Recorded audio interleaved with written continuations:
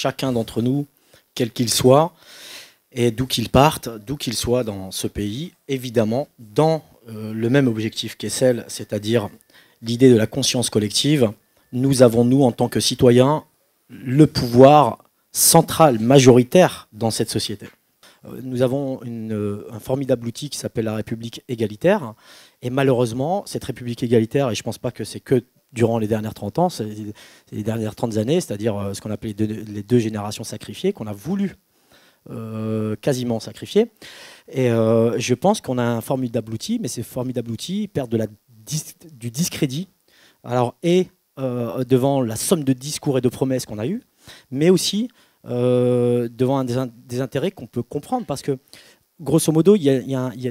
un décalage de plus en plus limpide pour le citoyen,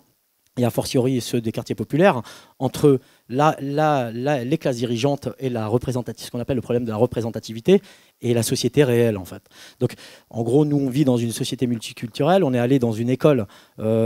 la multiculturalité existait réellement, et finalement, les classes dirigeantes aujourd'hui ne sont pas les représentatives de cette multiculturalité, et ni en termes d'âge, ni en termes de sexe. C'est ça qu'on appelle la diversité. Les gens, quand on leur dit diversité, ils pensent qu'on parle uniquement de ceux qui sont perçus comme noirs et arabes. Donc, a fortiori, quand on parle des quartiers populaires, c'est ce qu'on regarde en premier. Mais ce sont aussi les femmes, ce sont aussi les handicapés dans la société française. Et la vraie question centrale, en plus des inégalités dans les quartiers populaires, c'est qui est la référence dans cette société, en fait.